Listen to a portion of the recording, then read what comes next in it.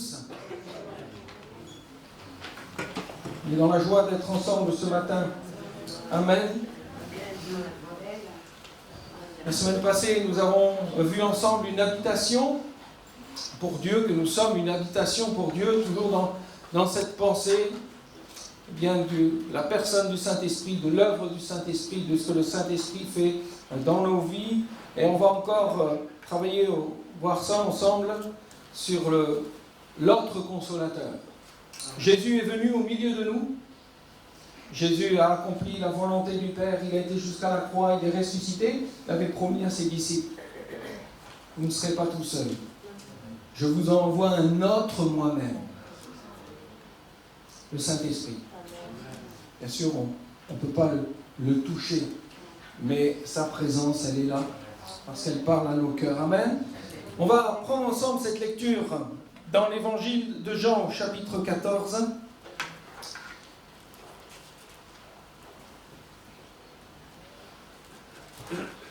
Alors, Elisabeth, ça va fonctionner. Ok. Par contre, si Claude, tu veux bien, pendant la lecture, pouvoir passer les slides, pour que je puisse lire sur la parole. Que vos cœurs ne se troublent point. Amen. Ah, déjà, là, tout est dit. Que vos cœurs ne se troublent point. Croyez en Dieu et croyez en moi. Il y a plusieurs demeures dans la maison de mon Père. Si cela n'était pas, je vous l'aurais dit. Je vais vous préparer une place. Et lorsque je m'en serai allé et que je vous aurai préparé une place, je reviendrai. Et je vous prendrai avec moi, afin que là où je suis, vous y soyez aussi. Vous savez où je vais, et vous en savez le chemin. Thomas lui dit, Seigneur, nous ne savons où tu vas. Comment pouvons-nous en savoir le chemin? Jésus lui dit, je suis le chemin, la vérité et la vie. Nul ne vient au Père que par moi. Si vous me connaissez, vous connaîtriez aussi mon Père. Et dès maintenant, vous le connaissez et vous l'avez vu. Philippe lui dit, Seigneur, montre-nous le Père, et cela nous suffit. Jésus lui dit, il y a si longtemps que je suis avec vous, et tu ne m'as pas connu, Philippe. Celui qui m'a vu a vu le Père. Comment dis-tu, montre-nous le Père? Ne crois-tu pas que je suis dans le Père et que le Père est en moi? Les paroles que je vous ai dites, je ne les dis pas de moi-même, et le Père qui demeure en moi, c'est lui qui fait les œuvres. Croyez en moi, croyez-moi, je suis dans le Père et le Père est en moi. Croyez du moins à cause de ses œuvres. En vérité, je vous le dis, celui qui croit en moi fera aussi les œuvres que je fais. Amen. Et il en fera de plus grandes, parce que je m'en vais à mon Père. Et tout ce que vous demanderez en mon nom, je le ferai, afin que le Père soit glorifié dans le Fils. Si vous demandez quelque chose en mon nom, je le ferai. Si vous m'aimez et gardez mes commandements, et moi, je prierai le Père, et il vous donnera un autre consolateur, afin qu'il demeure éternellement avec vous, l'Esprit de vérité, que le monde ne peut recevoir parce qu'il ne le voit point et ne le connaît point. Mais vous le connaissez, car il demeure avec vous, et il sera en vous. Je ne vous laisserai pas orphelins, je viendrai à vous encore un peu de temps, et le monde ne me verra plus, mais vous me verrez, car je vis et vous vivez aussi. En ce jour-là, vous connaîtrez que je suis en mon Père, et que vous êtes en moi, et que je suis en vous.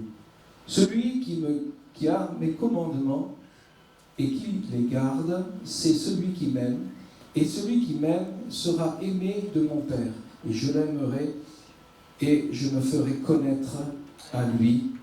Amen. Et moi je prierai le Père, et il vous donnera un autre consolateur, un autre moi-même, afin qu'il demeure éternellement avec vous, l'Esprit de vérité, que le monde ne peut recevoir parce qu'il ne le voit point et ne le connaît point. Mais vous, vous le connaissez, car il demeure avec vous. Ça, Jésus s'adresse ici à ses disciples. Actuellement, je suis avec vous physiquement, vous me voyez, mais bientôt, je m'en vais auprès du Père. Et je vous enverrai l'autre moi-même, le Consolateur. Et il sera en vous. Toute la personne de Christ, quand vous lisez les Écritures, quand vous voyez la personne de Christ qui est là, Dieu fait homme, Emmanuel, Dieu avec nous, quand vous lisez les Écritures, les Évangiles, cette personne-là, elle est en vous. Amen. Amen. Christ est en nous, par son esprit. C'est les derniers discours, derniers moments avec ses disciples. Après 3 années de vie au quotidien avec Jésus, ça a dû être quelque chose d'extraordinaire. Ils arrivent là, ce moment va être un moment qui va être dur pour les disciples, parce que ces 3 années arrivent à leur terme. Jésus va achever l'œuvre, sa mission, c'est de monter à la croix du Calvaire, afin que le péché soit anéanti, que celui qui a le pouvoir sur la mort soit détruit. Jésus est parti pour vaincre la mort, en y entrant. Et dans cette mort, Jésus est entré, il est ressuscité. Alléluia. C'est là toute la puissance de l'Évangile. Et dans ces derniers moments, avant la croix, Jésus veut les préparer pour la suite. Que vos cœurs ne se troublent point. Jésus enseigne ses disciples sur l'autre consolateur, c'est-à-dire le Saint-Esprit, qui va venir. Une fois que Christ va s'en aller dans cette ascension, qui va être assis à la droite du Père, le Saint-Esprit va venir à la Pentecôte et se déposer dans le cœur des disciples. Il y a cette nouvelle naissance qu'ils vont vivre et la Pentecôte qu'ils vont vivre. Ils vont être remplis du Saint-Esprit. Et vous voulez voir la mission de l'autre consolateur, le Saint-Esprit, eh bien lisez le livre des Actes des Apôtres, les épîtres de l'apôtre Paul. Amen. Parce que là, et frères et sœurs, nous sommes dans l'ère des Actes des Apôtres. Amen. Amen. Jésus va revenir chercher son Église. C'est là toute notre espérance. L'espérance de la résurrection. L'espérance d'être avec Christ pour l'éternité. Mais aujourd'hui, nous sommes sur le chemin des Actes des Apôtres. Et on vit de belles choses. Quand vous lisez le livre des Actes des Apôtres, il y a des moments magnifiques que les disciples vivent. Il y a des temps d'épreuves, il y a des temps de difficultés. Mais la gloire de Dieu se manifeste. Il y avait une joie dans le cœur des disciples après la Pentecôte. C'était de voir des âmes accepter Jésus-Christ. Et c'est là aussi ce qui doit animer notre cœur, c'est de voir les âmes venir à Christ. Alors, le Saint-Esprit, je l'ai résumé, un autre consolateur, et moi je vous enverrai, comprendre l'œuvre du Saint-Esprit. C'est là ici toute la pensée de ce matin du message qui est en 4 points. Et nous verrons déjà ce dimanche les 2 points. Et ensuite, le dimanche d'après, nous suivrons sur les 2 autres points pour terminer ce message. Il est bien de comprendre que Dieu le Père, Dieu le Fils, Dieu le Saint-Esprit. C'est très important. Le Père a envoyé Jésus-Christ, le Fils. Il est l'envoyé, celui qui est venu. C'est Dieu qui s'est fait homme, l'incarnation. Alléluia. Et le Saint-Esprit. Les 3 sont reliés ensemble. Les 3 ne font qu'un. Et les 3 sont soumis les uns aux autres.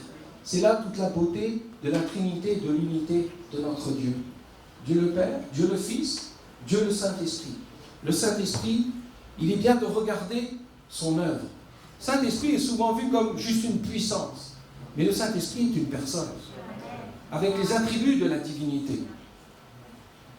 Et là, la personne du Saint-Esprit est parfois mal comprise, mais son œuvre aussi est parfois mal comprise.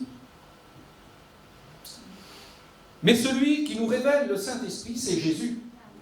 Jésus, dans ces derniers moments qu'il va passer avec ses disciples, il va, sur plusieurs chapitres, leur parler de l'œuvre du Saint-Esprit, de ce que le Saint-Esprit va faire au travers d'eux. Il les prépare. Son œuvre, son ministère se résume en 4 points. Le ministère du Saint-Esprit, c'est pour nous, c'est en nous, c'est avec nous et c'est sur nous. Alors je ne pouvais pas voir les 4 points ce matin, ça aurait fait trop. Des fois, il faut assimiler tout doucement les choses. Pour nous, parce que le Saint-Esprit, c'est lui qui convainc de péché, de justice, de jugement. Il convainc nos cœurs sur la personne de Christ. Il fait une œuvre en nous. Il travaille dans cette conviction qui est là. Il travaille en nous parce qu'il y a le renouvellement. Nous connaissons la nouvelle naissance. Il y a cette naissance spirituelle. C'est le Saint-Esprit qui œuvre et qui travaille dans nos cœurs, dans notre être, dans notre âme, dans notre corps tout entier. Rappelez-vous la semaine passée, le temple du Saint-Esprit, c'est l'ensemble. Corps, âme, esprit, tout. Le Saint-Esprit travaille aussi avec nous. Il nous accompagne. Il est à notre quotidien. Il est à côté de nous. Il nous aide dans notre marche avec le Seigneur. Et le Saint-Esprit, c'est aussi ce revêtement de puissance, comme les disciples l'ont reçu à la Pentecôte. Baptême dans le Saint-Esprit. Et tous les dons qui sont donnés et qui sont là, une bénédiction pour l'Église, une puissance. Il se sert de nous, nous qui sommes incapables, nous sommes capables de rien, nous sommes dans l'impossible, mais celui qui œuvre en nous fait des choses magnifiques. Nos incapacités, nos impossibilités, quand le Saint-Esprit nous remplit, eh bien nous sommes capables de faire des choses extraordinaires pour la seule gloire de notre Dieu, de notre Seigneur. Le Saint-Esprit œuvre pour nous, son ministère, pour nous, pour l'humanité.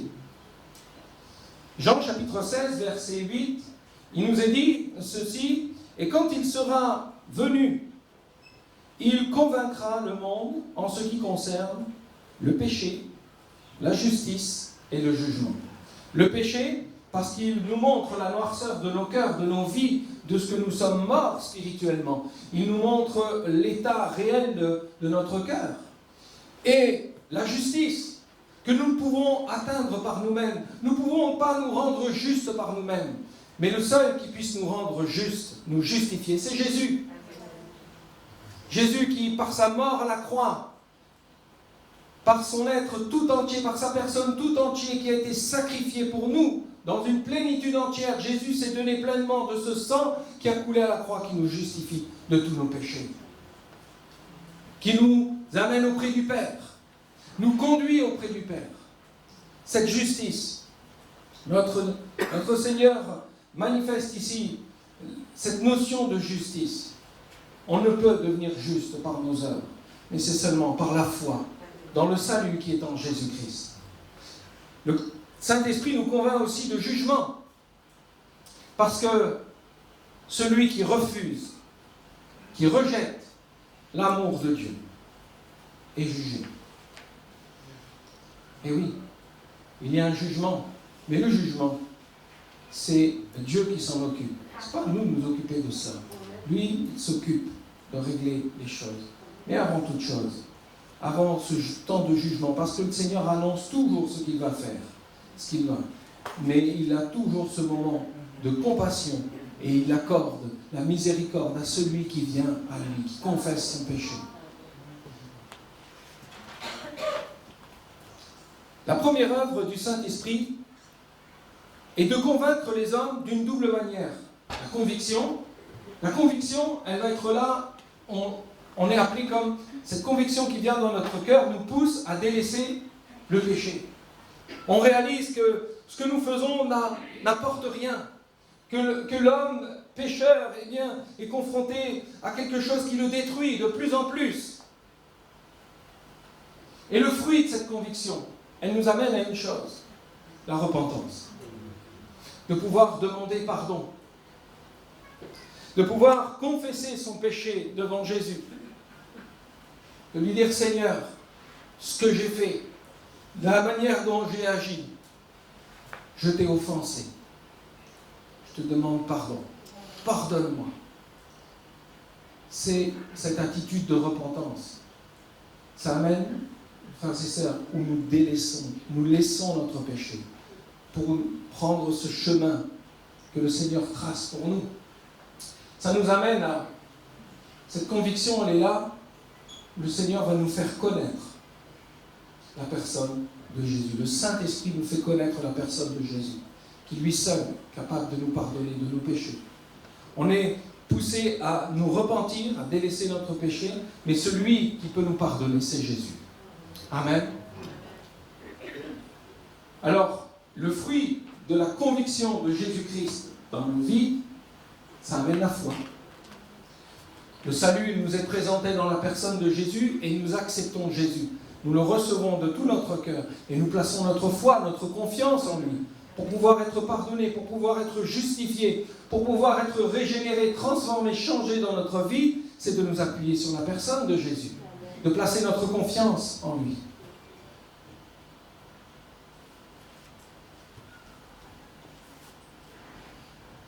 Alors, quel moyen le Saint-Esprit... J'espère que je n'ai pas sauté une ligne. Non, c'est bon. Par quel moyen le Saint-Esprit agit-il? Eh bien, par la prédication. Prédication qui remplit du Saint-Esprit, où on vous parle de la personne de Jésus avec tant de passion, tant d'assurance. Vous savez, souvent on se dit, oh, Seigneur, j'ai prêché aujourd'hui, j'étais nul. Je peux vous assurer, je ne suis jamais descendu de l'estrade en bombant le torse. Toujours eu cette... Et quand je dois monter sur l'estrade, c'est l'ultime des combats que je dois vivre. Ne croyez pas que je parle devant vous avec une assurance légère et une confiance absolue dans ma personne, loin de là. J'ai toujours besoin que le Seigneur vienne m'aider, parce qu'on se sent toujours misérable. Et je vous parle avec mon cœur ce matin, mais la prédication de l'Évangile, on le fait avec zèle, avec passion, parce qu'on sait puissamment que cette parole qui est prêchée, elle est capable de changer des cœurs et des vies. On ne prêche pas en feu pour se faire plaisir. On prêche parce qu'on sait que c'est le moyen que le Seigneur utilise pour toucher les cœurs, par la prédication. L'apôtre Paul a écrit ce passage magnifique dans l'Épître aux Thessaloniciens. Nous savons, bien-aimés de Dieu, que vous avez été élus. Notre évangile, ne vous ayant pas été prêché en parole seulement, mais avec puissance, avec l'Esprit Saint et avec une pleine persuasion.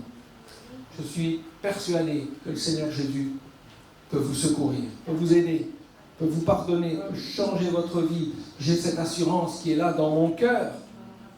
Et que le Saint-Esprit puissamment peut changer les situations, les vies. Alléluia. Et c'est pour cela que nous partageons la bonne parole de l'Évangile, mais pas seulement qu'au travers de la prédication, mais au travers aussi du témoignage, de la manière dont vous vivez votre foi, de la manière dont vous communiquez l'Évangile par votre vie.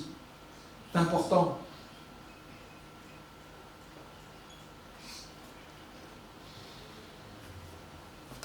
Ce n'est pas le pasteur qui a autorité sur l'Évangile à prêcher dans une église. Et je vais l'expliquer parce que là, derrière vos masques, vous me faites. L'évangélisation, c'est une affaire de l'Église. C'est important. On prêche, avec Jean et Pascal, il y a Luc, il y a bien des frères qui prêchent la parole. Mais l'évangélisation ne se limite pas à ce qu'on va prêcher l'évangile du haut de l'estrade, sur l'auditoire, mais ça va plus loin, c'est dans notre vie et ce que les croyants aussi vont communiquer de ce que vous allez vivre, partager dans le témoignage, c'est important. L'évangile doit se communiquer. Et vous le faites. Vous avez toujours plaisir à exprimer ce que Jésus a fait dans votre vie. Et on le fait. Mais ça ne se limite pas seulement à ce que le pasteur va prêcher. Mais c'est une église qui prend entièrement la responsabilité de dire c'est à nous d'annoncer l'évangile. Amen.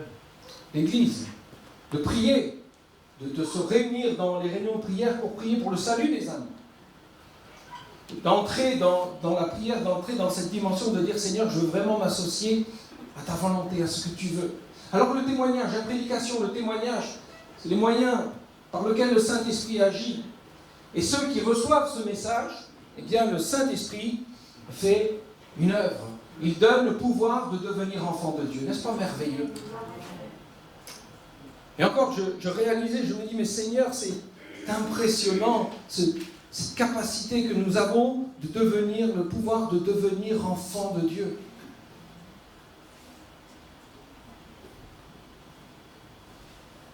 Encore un slide, Par quel moyen le Saint-Esprit agit-il? Nous l'avons vu par la prédication, le témoignage et aussi par les miracles. Vous le croyez ça? Amen. Amen. Guérison, délivrance, parole de connaissance, ça c'est le Saint-Esprit qui agit. Le Saint-Esprit peut se révéler dans un cœur, c'est-à-dire amener une conviction au travers d'une guérison.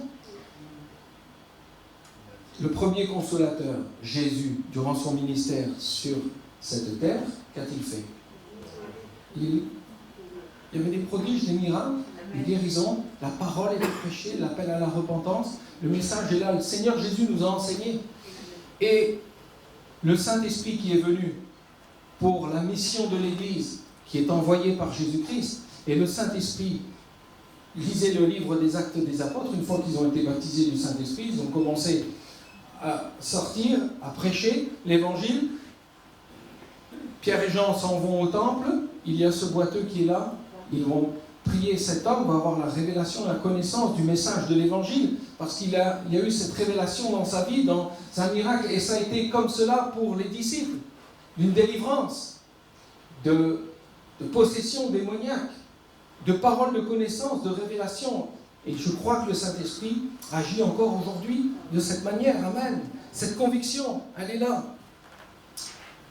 Frères et sœurs, après, il appartient à l'homme de recevoir cette parole et cette conviction. Dieu veut que tous les hommes soient sauvés. Il n'épargne personne dans le message qu'il va annoncer, dans cet amour qu'il donne, qu'il manifeste, afin que l'homme se détourne. Et beaucoup ne recevront pas cette parole, à cause de leur incrédulité, de l'orgueil, de l'indifférence, et ceux-là seront jugés. Ceux qui auront refusé cette invitation, ce message de grâce et d'amour. Mais nous n'avons pas à nous occuper de ça. Et nous avons juste à communiquer au travers de nos vies le message de l'Évangile. Le Saint-Esprit fait ce travail. Des fois, on voudrait faire le travail du Saint-Esprit, mais laissons le Saint-Esprit agir, il se sert de nous. Et il y a après une limite où on ne peut pas aller. Je me rappelle de ce chant de John Philoston, un compositeur anglais. « Je t'ai amené au pied de la croix, et maintenant, c'est à toi de faire cette démarche. » C'est pareil pour nos enfants. Nous les amenons au pied de la croix, et c'est à eux de faire cette démarche qui est personnelle. La foi, c'est quelque chose de personnel. Mais à ceux qui reçoivent, le Saint-Esprit donne alors le pouvoir de devenir enfant de Dieu. Cette conviction se fait aussi par le moyen de la puissance surnaturelle, et nous l'avons vu, et tout cela, frères et sœurs, l'œuvre du Saint-Esprit, c'est une œuvre d'amour et de grâce. Amen. Le Saint-Esprit œuvre pour nous et en nous. Jean chapitre 14, verset 17, nous le lisons, « L'Esprit de vérité que le monde ne peut recevoir parce qu'il ne le voit point et ne le connaît point, mais vous, vous le connaissez, car il demeure en vous et il sera en vous. » Là, Jésus est déjà en train d'annoncer la venue du Saint-Esprit dans le cœur des croyants. L'homme qui se laisse convaincre par le Saint-Esprit et qui répond à son appel, le Saint-Esprit s'empresse de venir auprès de lui et de venir habiter en lui.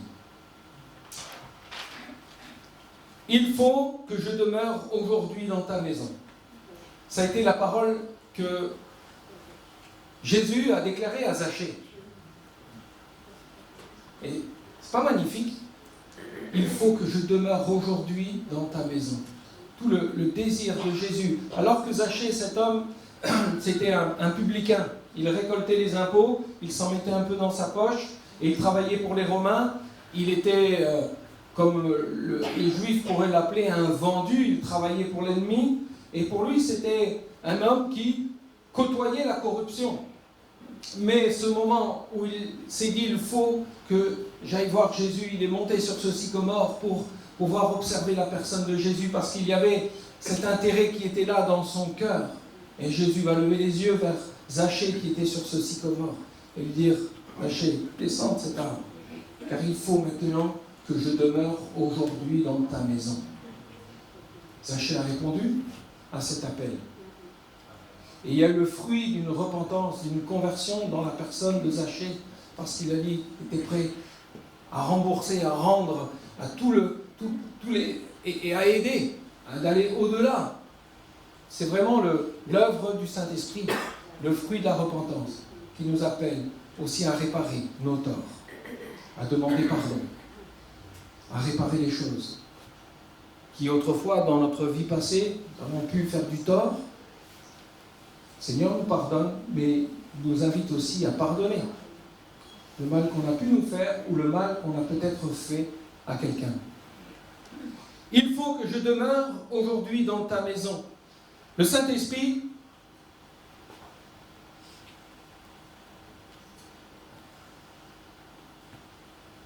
nous revoyons ensemble, conviction qui appelle à la repentance, de la repentance. Nous passons à cette foi où nous recevons le salut par la foi, et de cette foi, le renouvellement. Parce que nous allons, dans cette foi que nous plaçons en Jésus, c'est là que le Seigneur vient faire cette œuvre de régénération. C'est un grand mot, hein? Régénération, renouvellement, nouvelle naissance, changement, transformation. On peut y mettre plein de termes qui sont là, mais la régénération, frères et sœurs, c'est une grâce. La régénération, c'est l'œuvre du Saint-Esprit qui donne à l'homme ou la femme de devenir enfant de Dieu, naître de nouveau. Et c'est là le discours que Jésus avait avec Nicodème. Quand il va lui dire, en vérité, je te le dis, si un homme ne naît de nouveau, et dans le grec, ça veut dire naître d'en haut, c'est cette naissance spirituelle. Cet homme ne peut voir le royaume de Dieu s'il n'y a pas cette nouvelle naissance. Jean, chapitre 3, verset 5, il dira un peu plus loin, Jean dira, en vérité, je te le dis, si un homme ne naît d'eau et d'esprit, il ne peut entrer dans le royaume de Dieu. Jésus redit la même chose, mais d'une manière différente, qui est toujours dans cette notion de naître d'en haut, de cette naissance spirituelle, de ce sentiment de l'eau qui lave, qui purifie, qui rend pur, et de l'esprit, de la présence de Dieu qui est en nous.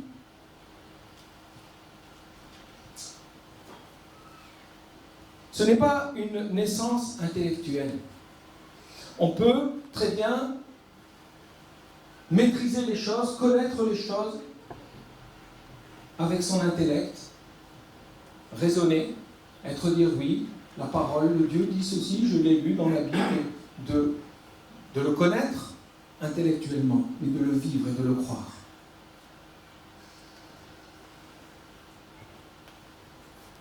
Bien souvent, on reste dans le domaine de l'intellect.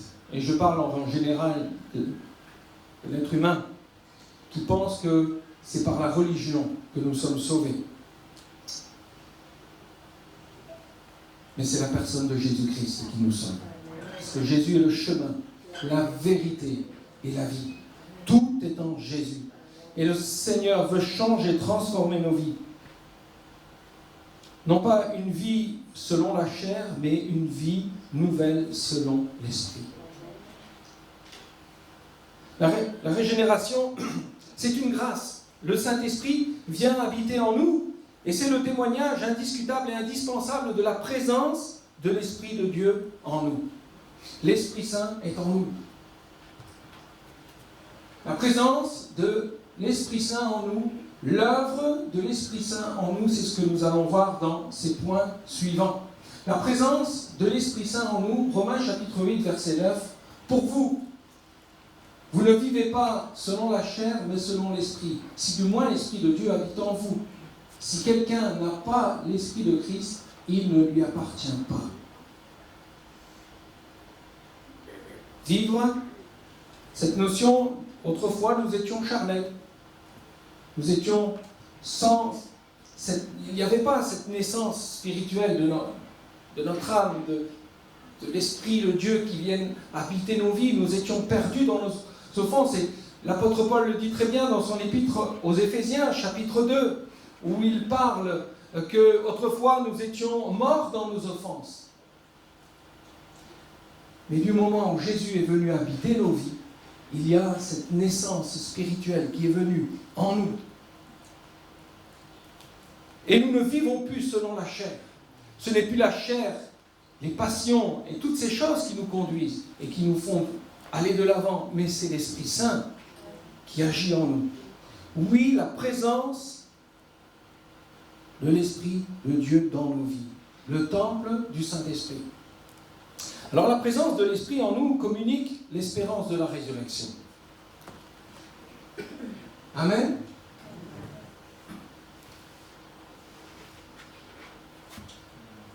La résurrection. Déjà, quand le Saint-Esprit vient faire son œuvre en nous, on a l'impression quelque part de ressusciter. Quand je vois des gens se tourner vers Jésus, qui acceptent Jésus, qui a vraiment cette transformation dans leur cœur, il y a quelque chose, comme une flamme qui prend là, son feu bouillant, on a l'impression qu'ils ont l'impression de revivre. Et c'est vrai. Mais il y a une espérance encore plus grande. Et combien celle-là, elle est grande, mais cette espérance que même si physiquement notre corps va se détruire, mourir, il y a la résurrection. Nous allons avoir ce corps glorieux. C'est le chantier va être achevé. La repentance, la rédemption, elle sera à son terme quand nous allons être avec Jésus. Et dans cette introduction, dans cette lecture, le Seigneur le dit, afin que là où je suis, vous y soyez aussi, que vous soyez avec moi. C'est là notre espérance pour l'éternité, d'être avec Jésus. Et cette espérance, elle nous est communiquée par le Saint-Esprit. Romains chapitre 9, verset 11. Et si l'esprit de celui qui a ressuscité Jésus d'entre les morts habite en vous, celui qui a ressuscité Christ d'entre les morts rendra aussi la vie à vos corps mortels par son esprit qui habite en vous. Quelle espérance glorieuse, frères et sœurs, que nous avons. La présence de l'Esprit de Dieu en nous produit aussi l'assurance que nous sommes aimés de Dieu. La présence de toute la sainteté, toute la plénitude, de tout l'amour de Dieu qui est dans nos vies, l'espérance de la résurrection et cette assurance aussi que nous avons là dans notre vie, dans notre cœur, l'amour de Dieu. Toute la plénitude de notre Dieu a été donnée en Jésus-Christ et Jésus-Christ nous l'a donné, afin que nous soyons pour l'éternité associés avec Christ. J'aime ce passage, je l'ai rajouté ce matin quand je relisais mes notes, je me disais, il y a cette pensée de la consolation dans le livre de la Genèse, le dernier chapitre, chapitre 50, où vous avez l'histoire de Joseph.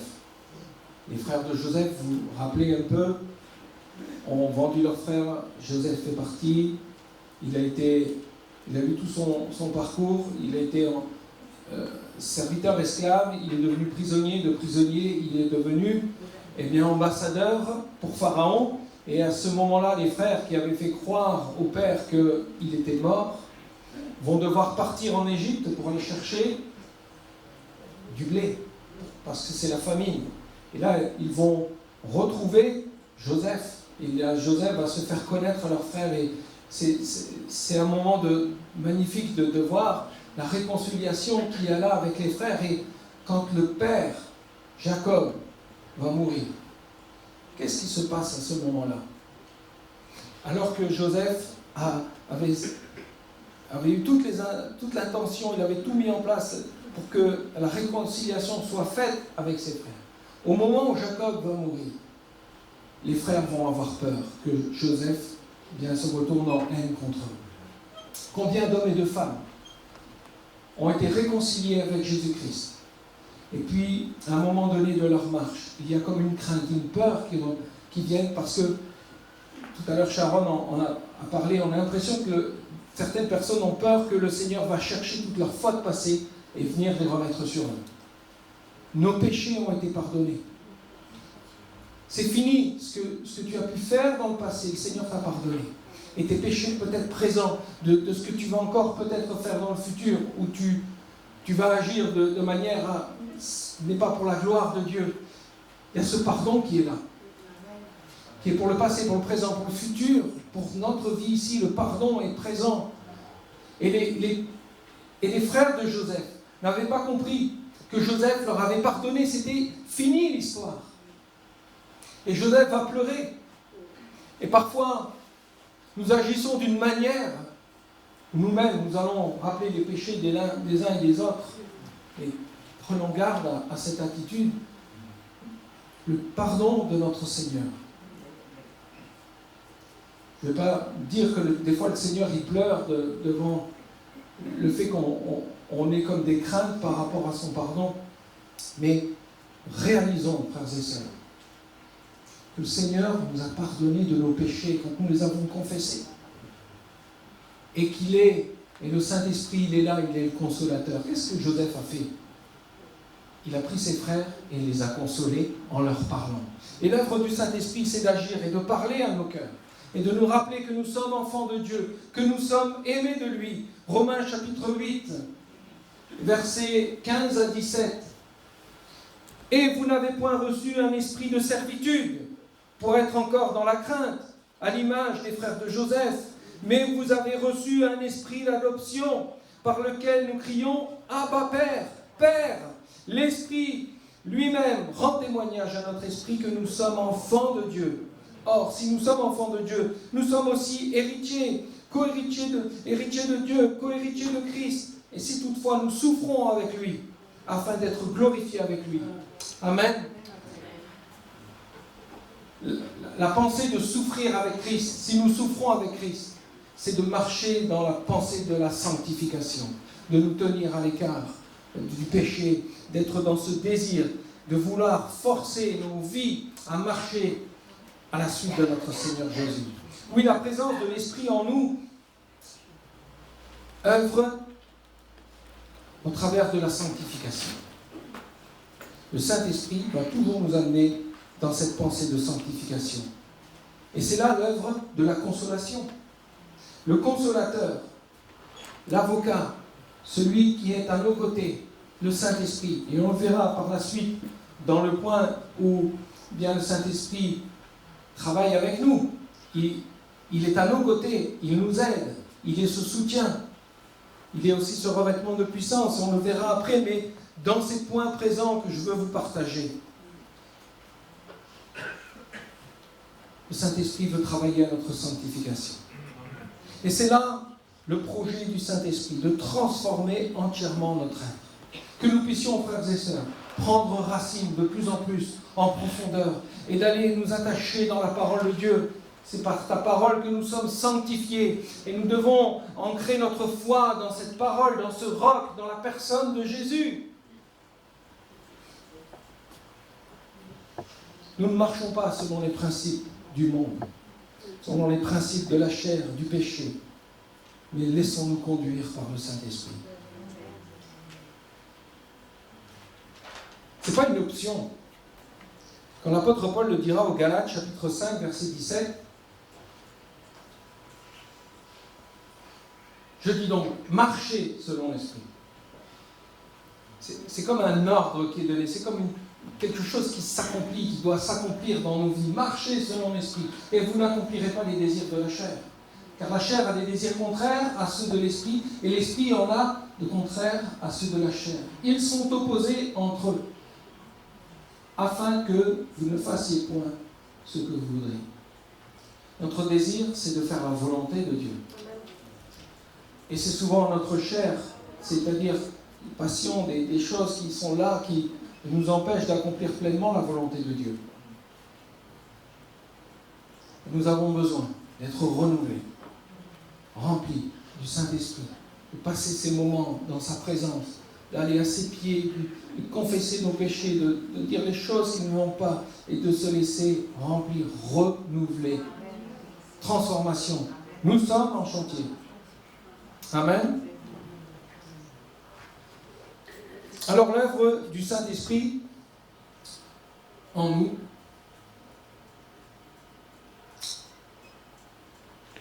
il veut nous renouveler dans nos pensées, dans nos sentiments, dans nos centres d'intérêt, dans nos attitudes, dans nos pensées. Je vous le confesse, c'est des fois le plus dur. Vous ne croyez pas? Je ne sais pas pour vous, j'ouvre mon cœur, mais nos pensées. Parce que souvent, il y a des pensées, la pureté, il faut combattre, mais il y a aussi des pensées qui viennent, qui sont là, où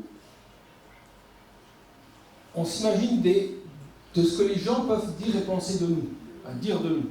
Alors des fois, on se crée tous des films, et on crée des situations conflictuelles, qui n'ont même pas lieu d'exister. Parce qu'on est en train de ruminer. Et ça, c'est quelque chose qui est là toujours pour nous détruire. Le Seigneur veut nous renouveler dans nos pensées, dans nos sentiments, dans nos centres d'intérêt, dans nos habitudes aussi. Et son objectif nous amener à ne pas gaspiller, inutilement nos vies. Oh, je suis allé un peu trop vite. Notre temps, nos forces, mais c'est de nous rendre conformes et semblables à Jésus. J'aime ce cantique qui nous dit « te ressembler Jésus ». C'est là tout. Mon désir, mon espoir, la personne de Jésus. Elle est en nous. Alors laissons-le agir pleinement. Et on a besoin de s'abandonner. On a besoin de s'abandonner à lui. Jour après jour. Ça vous arrive de faire un peu une introspection, de réfléchir et de dire voilà, depuis le moment, le jour où je suis passé par les eaux du baptême, qu'est-ce qui s'est passé? Je ne sais pas si ça vous arrive des fois de te dire voilà, Seigneur. C'est quand même merveilleux de voir ce que nous étions autrefois, de ce que le Seigneur a pu nous changer, nous transformer, jour après jour. Il y a encore des choses qu'on va devoir lutter et combattre jusqu'à notre mort.